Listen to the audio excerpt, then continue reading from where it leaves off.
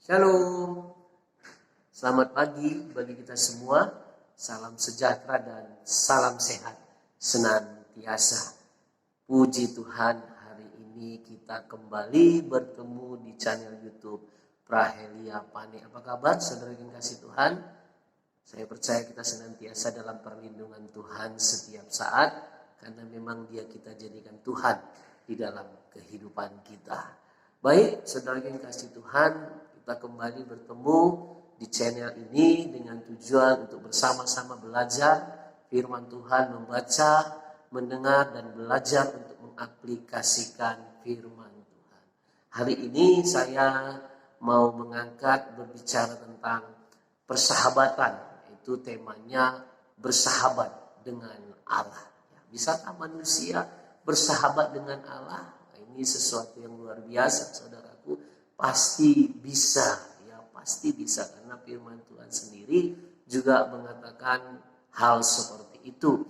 Walaupun di dunia ini tidak bisa kita pungkiri, banyak juga orang-orang yang memilih untuk dijadikan sahabatnya, yang menurut dia mana yang cocok atau mana yang sesuai dengan kriterianya. Kenapa seperti itu? Karena memang berbicara tentang persahabatan ini memang sesuatu yang lebih, saudaraku, lebih dalam lagi daripada berteman atau sekedar berteman, maksud saya.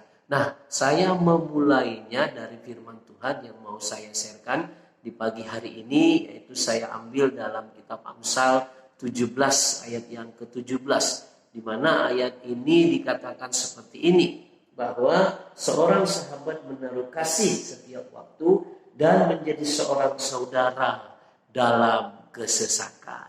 Menaruh kasih all the time, di setiap waktu, dan menjadi saudara bukan pada waktu kita sukses, bukan pada waktu kita terberkati atau diberkati, tetapi pada waktu kesesakan.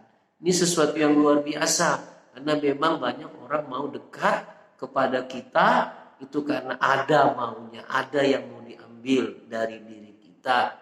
Tapi berbicara tentang sahabat, tidaklah seperti itu. Nah, kalau dilihat dari kebenaran firman Tuhan, ada juga firman Tuhan yang mau menjelaskan bahwa persahabatan itu bisa juga terjadi antara Tuhan atau pencipta kita dengan kita yang diciptakan. Makanya saya memberikan tema saya ini, persahabatan dengan Tuhan. Setidaknya ada 3 bagian yang sudah saya siapkan untuk saya sharekan kepada kita semua pada pagi hari ini, yaitu yang berbicara tentang persahabatan dengan Bapa atau persahabatan dengan Tuhan.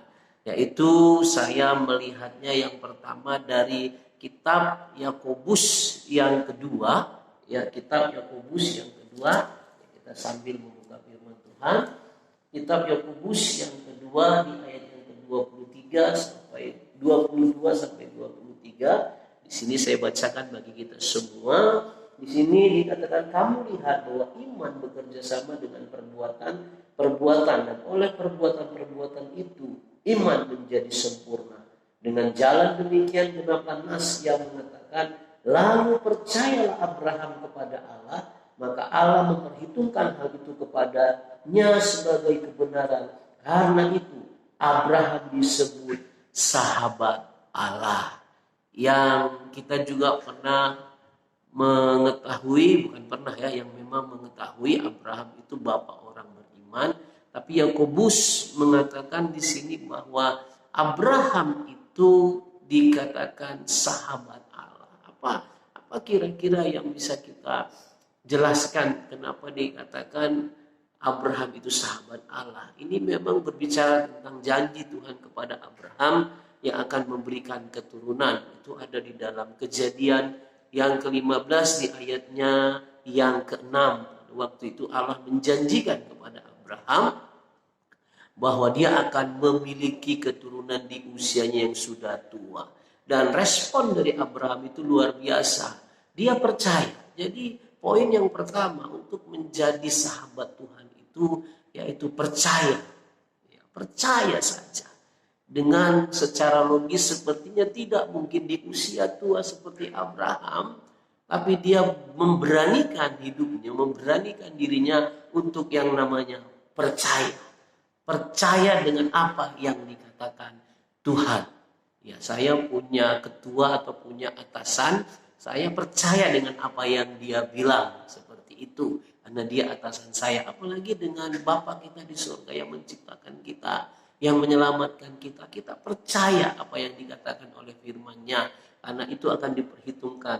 Kita bisa menjadi sahabat Tuhan. Nah, poin yang kedua, saya mau sampaikan bagaimana sih yang dikatakan menjadi sahabatnya Allah itu, atau sahabatnya Tuhan, tetap di dalam kitab Yakobus, yaitu Yakobus yang keempat, ayatnya yang keempat. Di sini dikatakan, hai kamu orang-orang yang tidak setia, tidakkah kamu tahu bahwa persahabatan dengan dunia adalah permusuhan dengan Allah? Jadi, barang siapa hendak menjadi sahabat dunia ini, ia menjadikan dirinya musuh Allah. Wah, betapa luar biasa. Firman Tuhan ini mengingatkan bahwa orang yang bisa bersahabat dengan Tuhan harus berseteru dengan dunia ini. Artinya apa?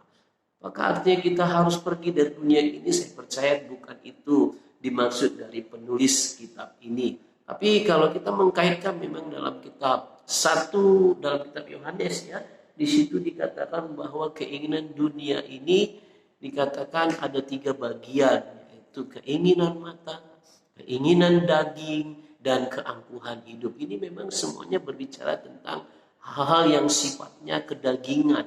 Jadi saudaraku, pasti itu membuat menjadi kita bersiteru atau perseteruan dengan Bapa kita di surga. Karena yang Allah mau kita melakukan perkara-perkara rohani di dalam kehidupan ini. Jadi poin yang kedua ini mengingatkan kita untuk kita jangan bersahabat dengan dunia ini. Kalau kita bersahabat dengan dunia ini, kita sedang membangun perseteruan dengan Tuhan Yesus Kristus. Itu poin yang kedua.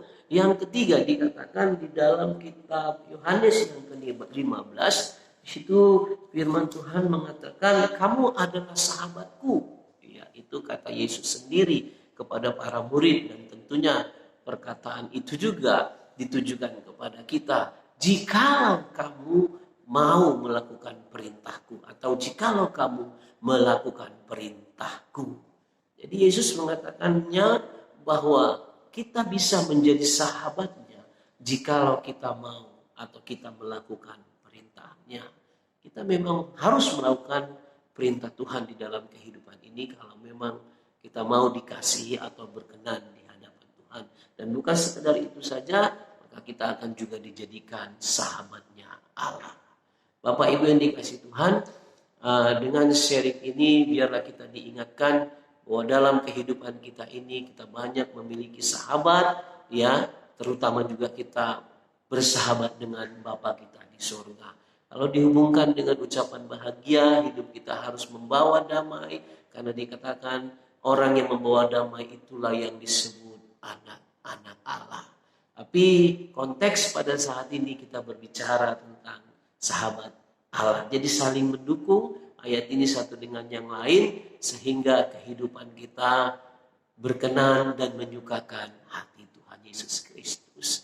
Demikian yang bisa saya sampaikan kepada kita di pagi yang indah ini. Kiranya sepanjang hari ini juga Tuhan tetap menyertai, melindungi, dan memberkati kita. Dan apa saja yang kita kerjakan, biarlah berhasil, karena kita tetap mengutamakan Tuhan dalam hidup ini. Dan pada akhirnya untuk semuanya nama Tuhan yang dipermuliakan. Tuhan Yesus memberkati kita, dan kita akan ketemu di hari-hari berikutnya. Shalom.